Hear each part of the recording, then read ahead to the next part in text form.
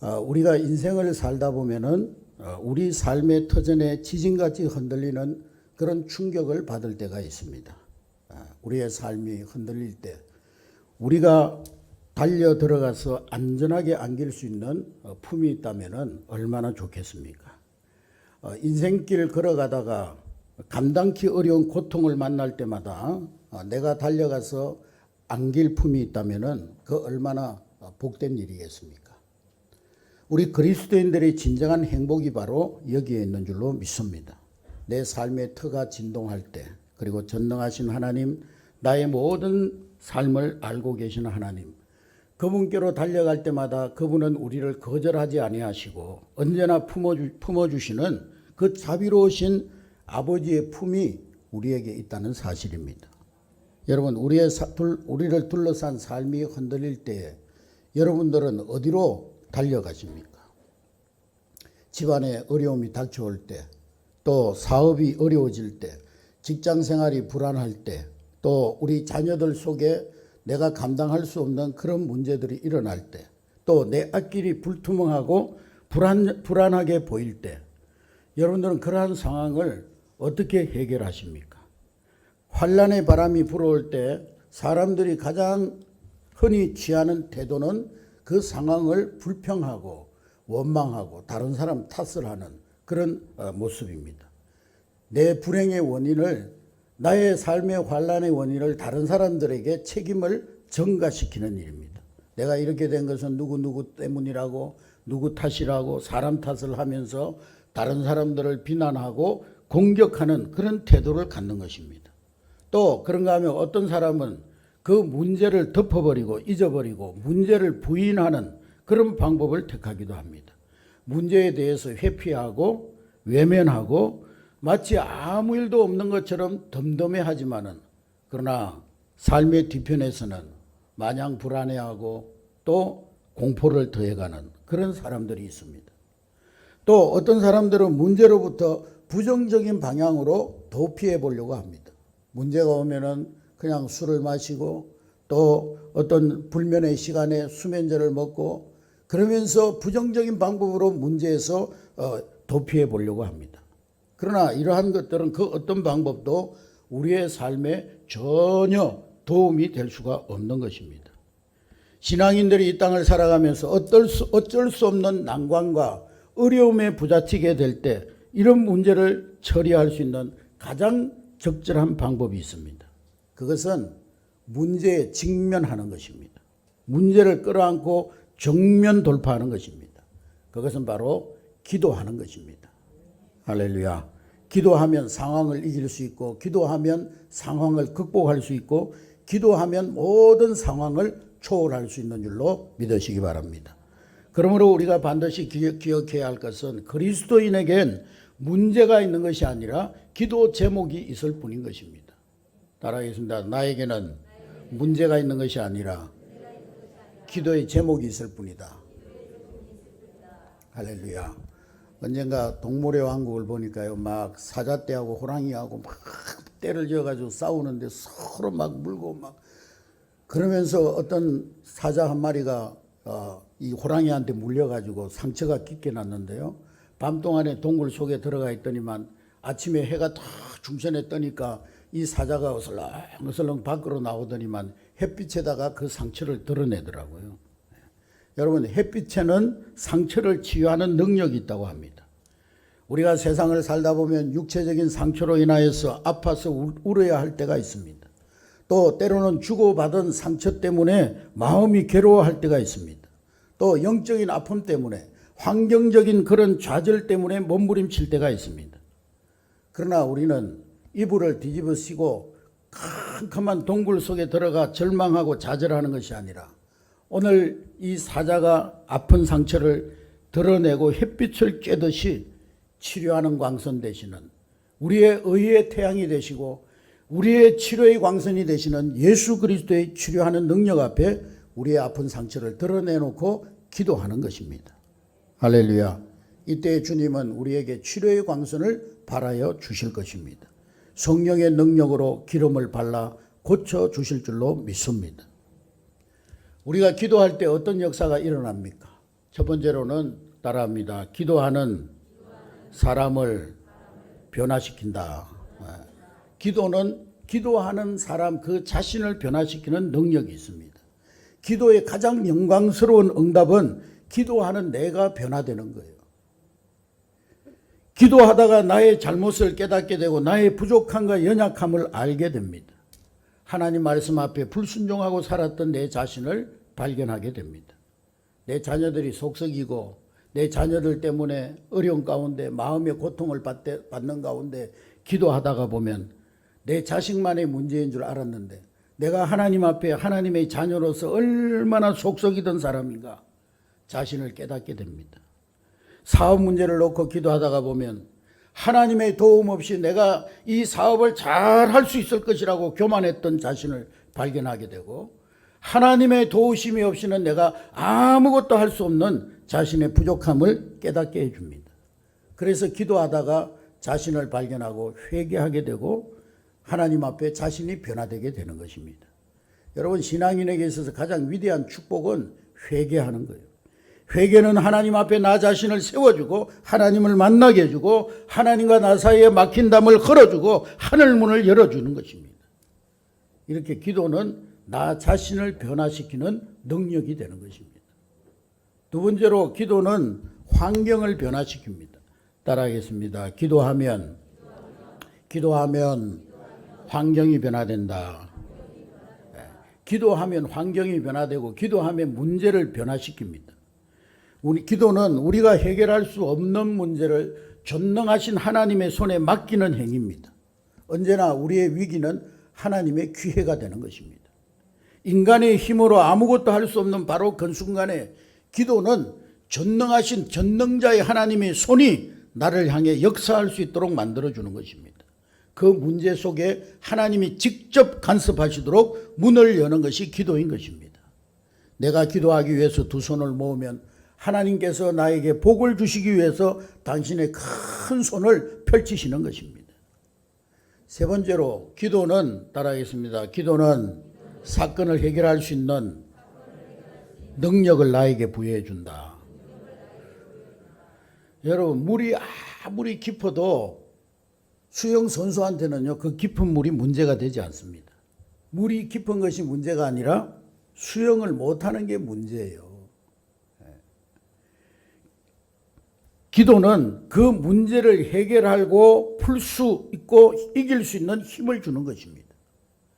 네 번째로 기도는 따라하겠습니다. 마음이 즐거운 사람에게 기도는 찬송을 가져다 준다. 찬송은 가장 신령한 차원의 기도요, 곡조가 붙은 기도입니다. 어떤 종교는 하루 종일 중얼중얼 자기도 알지 못하는 주문을 하루 종일 연부를 외웁니다.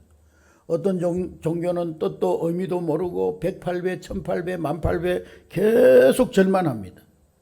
그러나 기독교의 신앙에는 찬양이 있고 살아계신 하나님, 우리의 기도를, 우리의 찬양을 들으시는 하나님이십니다. 눈을 만든 자가 보지 않겠느냐? 귀를 만든 자가 듣지 않겠느냐? 우리 하나님은 우리의 기도를 들으시고 우리의 하나님 앞에 나와 기도하는 모습을 보고 계시는 것입니다. 그렇기 때문에 기독교에는 많은 세계적인 위대한 명곡이 있고 명작이 있고 명화가 있는 것입니다. 우리 하나님은 보시는 하나님이시기 때문인 것입니다. 우리 하나님은 들으시는 하나님이시기 때문인 것입니다. 초대교회를 고발했던 한 상소문에 보면은 당시에 예수 믿는 사람들을 그렇게 묘사했어요. 저들은 정한 날, 정한 시간, 정한 장소에 모여서 아침부터 저녁까지 기도하고 찬양하는 것으로 그 시간을 마쳤다. 여러분, 초대교회 성도들이 기도하고 찬양하던 시대가 어떤 시대였습니까? 그때는 로마의 황혼의 그림자가 덮이기 시작한 때였고 사람들은 술 취함과 방탕함과 지나친 쾌락이 당대의 가치관을 지배하던 그런 시대였습니다. 로마의 귀족들은 먹는 즐거움을 얻기 위해서 목구멍에 손을 넣어서 음식을 토해내고 다시 맛있는 음식을 집어넣고 부른 배로 쾌락을 즐기면서 살던 그런 시대였습니다. 기독교인들은 말할 수 없는 탄압과 억압 속에 살던, 예수 믿는다는 단순한 이유 때문에 불태움을 당하고 목잘림을 당하고 사자의 밥이 되고 그런 시대였습니다. 여러분, 인생은 고난의 순간이 있는가 하면 즐거움의 순간이 있습니다. 우리는 고난 중에 기도를 잊지 않듯이 즐거움의 순간에 찬양을 잊지 말아야 될 줄로 믿습니다. 오늘 본문에 보면은 그날이라는 말로 오늘 본문이 시작되는데, 그날, 그때는 언제냐? 예수님이 십자가를 눈앞에 두고 이제 제자들 앞에서 고별 설교를 하는 그런 시간입니다. 제자들은 수심에 가득 차 있습니다. 이제 우리가 예수님 얼굴을 다시는 보지 못할지도 모른다. 주님을 대하는 마지막 순간일지도 모른다. 그런 심정에 제자들의 마음은 착잡한 심정을 가눌 수가 없었을 것입니다. 선생님을 죽음의 자리에 내어주면서도 아무것도 할 수 없는, 선생님을 어떻게 도와줄 수 없는, 예수님이 가는 길을 막을 길이 없는 자신들의 나약함과 무능함, 그것이 한스럽기까지 했을 것입니다. 예수님께 모든 것을 걸고 예수님을 믿고 따라다녔는데 그 모든 기대가 무참하게 무너져 내리는 허탈감이 엄습해 왔을 것입니다. 주님을 떠나고 나면은 우리에게 어떤 핍박과 고난이 닥쳐올지 모르는 그런 크나큰 공포감이 저들을 괴롭히고 있었습니다. 바로 그때에 예수님께서 그 제자들에게 하신 말씀이 요한복음 14장부터 15장, 16장의 말씀입니다. 두려움에 떠는 제자들을 향해서 예수님의 고별 설교요, 또 위로의 말씀이요, 약속의 말씀이 바로 요한복음 14장, 15장, 16장의 말씀인 것입니다. 그러므로 이날은 예수님이 잡히시는 날이었고 그날은 하나님의 영광의 날이었습니다. 이날은 슬픔의 날이면서 기쁨의 날이었고 이날은 고난의 날이었으면서 그날은 영광의 날이었습니다.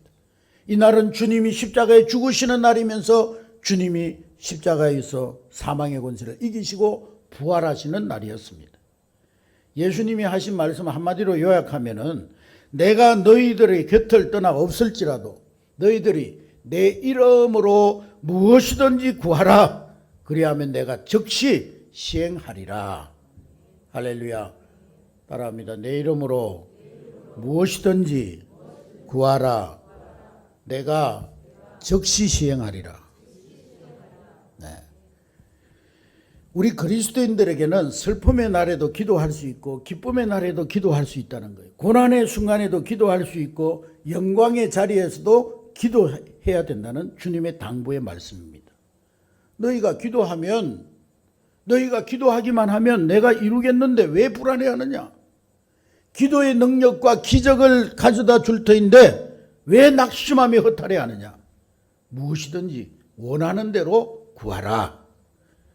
근심에 사로잡힌 제자들을 향해서 주님은, 나는 너희들 곁을 떠나지만 너희가 기도할 때 너희의 기도와 내가 함께 할 것이다. 너희 기도를 통해서 나는 너희를 붙들고 있을 것이다. 우리 한글 성경에는요, 구하라는 말 단어 하나로 이렇게 표현을 하고 있지만은 신구약 성경에 구하다는 뜻을 가진 단어가 헬라어, 히브리어로 풀어보면 여러 가지 의미를 가지고 있어요. 우리 헬라어는요, 우리 한국말로 사랑으로 번역되는 단어도 몇 가지의 그 의미를 가진 단어들이 다 있어요. 그 의미가 다 달라요. 우리는 사랑 그러면 그냥 사랑으로 알지만은 헬라어에는 인간적인 사랑도 있고 이성 간의 사랑도 있고 또 부모 자식 간의 사랑도 있고 하나님이 우리를 사랑하시는 사랑도 있고 애욕의 사랑도 있고, 이 사랑이 다 단어가 다 달라요. 근데 오늘 우리 한국 성경에 구하라고 말씀 기록되어진 이 단어가 헬라어나 히브리어로 보면 여러 가지 의미를 가지고 있습니다. 먼저 데오마이라고 하는 말이 있는데 이 말은 모자라는 부분을 요청한다, 그런 뜻이 있습니다. 따라하겠습니다. 모자라는 부분을 요청한다. 하나님, 나에게 성령의 기름이 떨어졌습니다. 성령의 기름을 채워 주시옵소서. 데오마입니다. 주님, 채워 주시옵소서. 디오코라는 말이 있는데 이것은 따라합니다. 이루어질 일을 재촉한다. 하나님, 이 백성을 회복시킬 그날이 언제입니까? 속히 이 백성을 회복시켜 주시옵소서. 디오코입니다. 그런가 하면 제테오라는 말이 있는데요, 이것은 따라합니다. 잃어버린 것을 찾는다. 하나님, 제가 첫사랑을 잃어버렸네요. 하나님, 제가 처음 예수님 만난 그 감격을 잃어버렸네요. 주님 처음 열심을 잃어버렸네요. 기도의 열정을 잃어버렸네요. 주님 찾게 해주세요. 그게 제태오입니다. 유코마이, 이것은 묻다, 무난하다 그런 뜻이 있습니다. 한번 따라해서 묻다, 무난하다. 그리고 다섯 번째는 에로타우라고 하는 말은 의논한다 그런 뜻이 있습니다. 따라해서 의논한다. 하나님 어디로 가야 할까요? 하나님 이 일을 해야 할까요? 말아야 할까요? 에로타입니다. 하나님의 뜻을 묻는 거예요. 하나님 이 상황에서 내가 무엇을 해야 될까요? 하나님의 뜻을 묻는 것입니다. 마지막으로 아이테오라는 말이 있는데 이 아이테오라는 말은 예수님의 고별 설교에 7번 등장하는 이 구하라는 말 아이테오라고 되어 있는데 이 말은 따라합니다. 강요하다, 탄원하다, 때를 쓰다. 어린아이가 막 아빠한테 막 때를 쓰듯이 간청하는 기도. 절박한 상황에서 염치불고하고 하나님 앞에 매달려 애원하는 기도. 그게 바로 아이테오입니다. 구약 히브리어에서 위급해서 소리쳐 부르짖을 때 자크, 또 기쁠 때나 슬플 때 소리내어서 엉엉 우는 것 라나. 하나님이여 사슴이 시냇물을 찾기에 갈급한 같이 내 영혼이 주를 찾기에 갈급하나이다. 여기에서 찾는다는 말은 아락이라는 그런 뜻입니다. 이 말이 모두가 다 아이테오라에 해당되는 그런 말입니다. 사슴은요, 원래 우리가 보는 바와 같이 사슴은 아주 신사처럼 생겨가지고 신사적인 동물처럼 보여요. 평상시에는 아주 점잖고 신사로서의 자태를 다 가지고 있어서 조용하고 소리를 내지 않는 동물입니다. 그러나 목이 말라서 시냇물을 찾을 때는 그 고통을 견딜 수가 없어서 울부짖기 시작한다는 거예요. 그 신사적인 사슴이 막 울부짖는다는 거예요. 여러분, 우리가 하나님의 은혜를 사모하는데도 이런 자세가 필요한 줄로 믿습니다. 당장 영혼의 물을 마시지 않으면 나는 죽을 수밖에 없는 상태입니다. 그럴 때 머리에 떠오른 단 하나의 생각은 시냇물 생수입니다. 무덥고 건조한 중동지방에서 물을 찾아 이리 뛰고 저리 뛰는 목마른 사슴 한 마리, 물을 마시지 못해서 혓바닥을 내밀고 허걱거리는 그 모습, 그것이 바로 아락이요 아이테오인 것입니다. 오늘 이 땅에 우리 그리스도인들의 가슴 속에 이런 기도가 터져 나와야 된다는 거예요. 하나님, 내 민족을 구원하여 주시옵소서. 이 민족을 치유하여 주시옵소서. 우리의 가정을 회복시켜 주시옵소서. 죽으면 죽으리라고 기도했던 이 에스더의 기도가 우리에게 필요한 것입니다. 태양아, 너는 기브온 위에 머물라. 달아, 너도 아얄론 골짜기 위에 그리할지어다. 이 여호수아의 담대한 기도가 오늘 우리에게 있어야 하는 것입니다. 여러분, 오늘 우리가 살고 있는 이 시대가 어떤 시대입니까? 여러분, 상황이 어떻습니까? 기도하지 않고 우리가 어떻게 승리할 수 있으며 우리 자녀들은 우리의 기도가 없이도 이 험한 세상에서 어떻게 과연 승리하며 살 수 있겠단 말입니까? 여러분, 자녀들을 위해서 기도하지 않고 어떻게 여러분 자녀들이 승리할 수 있겠습니까? 생존 경쟁의 대열에서 진흙밭을 뒹구는 한 마리 짐승처럼 살 수밖에 없는 이때에 구원받은 성도라도 날마다 웃고만 살 수 없는 상처투성이의 인생임을 우리가 부정할 수 있습니까, 여러분? 이 어찌 기도하지 않고 우리가 살아갈 수 있더란 말입니까? 질병과 사고, 허무하게 무너지는 영적인 실패와 타락, 큰 일에 당황하고 작은 일에 번민하는 우리 인생의 연약함, 이 어찌 기도하지 않고 살 수 있겠습니까? 인생의 살벌한 경쟁 대열에서 낙오자가 되어서 이리저리 밀리고 있다고 느낄 때 겪어야 하는 이 수치감과 패배감, 한없는 상처를 안고 살아가는 우리가 어찌 기도하지 않고 살 수 있겠습니까? 주님은 오늘 우리에게 권면하십니다. 시험에 들지 않게 깨어 기도하라. 하늘의 아버지 앞에 매달려 때를 써서라도 승리를 쟁취하라. 낙심 중에 있는 성도들이여, 무엇이든지 구하라. 그리하면 내가 이루어 주리라. 즉시 시행하리라. 우리 주님이 약속하고 있지 않습니까? 여러분, 오늘날 우리 교회에 진정으로 필요한 것은요, 뭐 사람들이 흥미를 끄는 무슨 프로그램, 요즘 교회들이 하도 침체되고 막 영적으로 또 다음 세대들이 침체되고 하니까 여러 가지 프로그램을 개발해 가지고 막 사람들이 흥미를 끌고 어떻게 하든지 사람들을 교회에다 묶어 놓으려고 하지만은요, 그런 프로그램이 없어서 교회가 영적으로 침체된 것이 아니에요. 뭐 교회가 좋은 장비, 체계적인 조직, 그게 필요한 것이 아니라 오직 성령이 쓰실 수 있는 사람, 기도에 깨어 있는 사람, 그 사람이 교회에 필요한 사람들입니다. 내가 내 힘으로 일하면 내가 일할 뿐인 거예요. 그러나 내가 기도하면 하나님이 일하십니다. 예수님은 제자들에게 무엇이든지 구하라 말씀하셨어요. 그런데 우리가 기도에 대해서 수없이 배워왔습니다마는 무엇이든지 구하라는 말은요, 성경적인 전체적인 이 맥락에서 볼 때, 성경 전체의 교훈에 비추어 볼 때 사실 바람직하지 못한 기도의 자세입니다.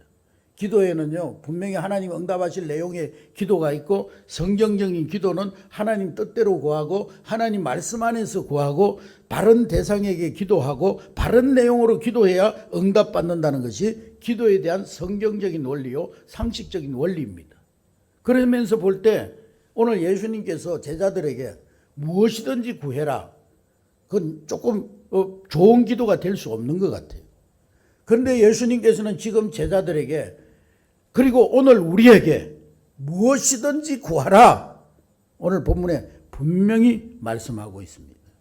따라하겠습니다. 무엇이든지 구하라. 왜 그렇게 말씀하셨습니까? 무엇이든지라는 이 단어 속에, 예수님이 지금 이 상황 속에서 무엇이든지라는 이 단어 속에 지금 상심된 제자들을 향한 주님의 커다란 위로가 담겨져 있습니다. 여러분, 인생의 어떠한 큰 문제에 부딪혀 본 사람은요, 기도의 논리, 기도의 질서보다 더 큰 무엇이 있음을 경험하게 됩니다. 부모에게 떼를 쓰는 아이는요, 뭐 논리가 없어요. 부모에게 막 떼쓰고 우는 아이는 논리나 예의가 없습니다. 여러분, 기도 응답의 성경적인 원리를 몰라서 무시하고 기도하는 것이 무엇이든지가 아닙니다. 찢어진 가슴을 안고 주님 앞에 나왔을 때 그저 흐느껴 울 수밖에 없는 기도. 여러분, 깊은 상처를 받아보셨습니까?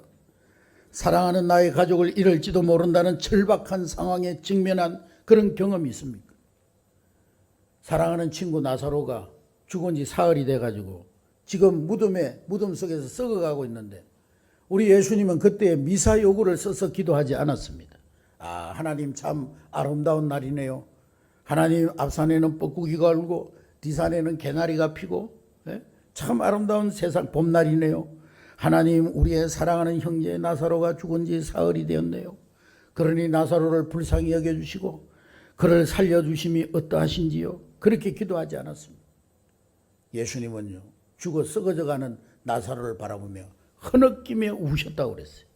주님은 눈물을 뚝뚝 흘리시면서 나사로야 일어나라, 절규하며 외치셨어요. 절규하며 기도하셨어요.